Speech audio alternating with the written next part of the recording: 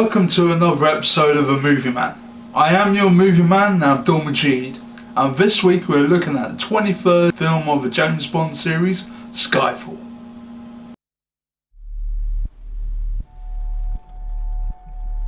What do you say about a man like that? How much do you know about fear? All there is. Not like this. Not like him.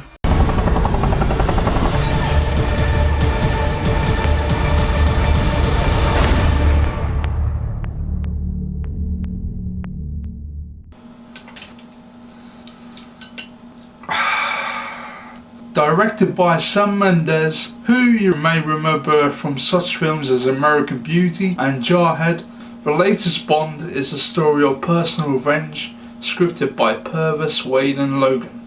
The film opens like all best Bonds, right in the middle of the action as 007 pursues an assassin by road and rail, backed up by sniper assistance from the movie's good girl Eve. But it's a time-sensitive mission and agents get sacrificed for the greater good in the high-stakes spying game.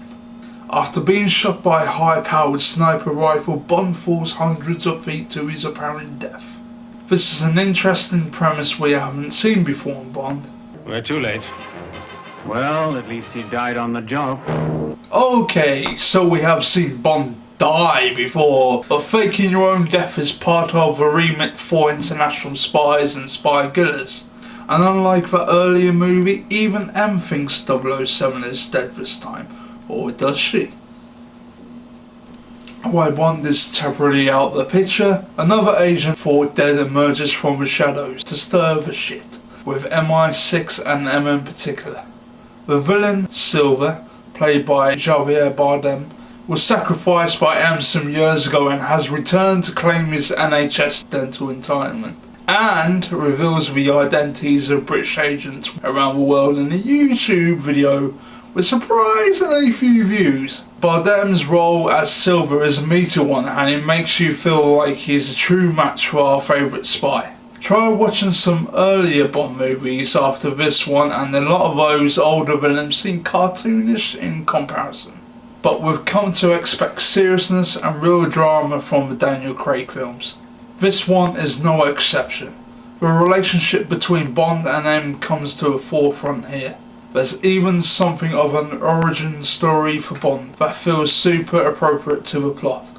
The film marks the 50th anniversary of Bond on screen, so there's plenty of references to previous adventures for the sharp-eyed viewer to spot. It also reintroduces classic characters we haven't seen for a while, including Q and Moneypenny, who are now young enough to last for another 50 years of Bond movies. The Bond films have been no stranger to product placement, and the filmmakers have not shied away from it this time. It's not the most blatant, but it is quite jarring to see MI6 high-ups supping bottles of beer around the office. The film has some striking visuals, as you might expect. Action set pieces are the series' bread and butter, but we've seldom seen Bond cinematographers meddling with arty long takes as fluently as they shoot high-speed chases and gun battles. So here's a movie to keep your mind engaged as much as it has your pulse racing. And you won't even mind the advertising they slip into your brain under the radar.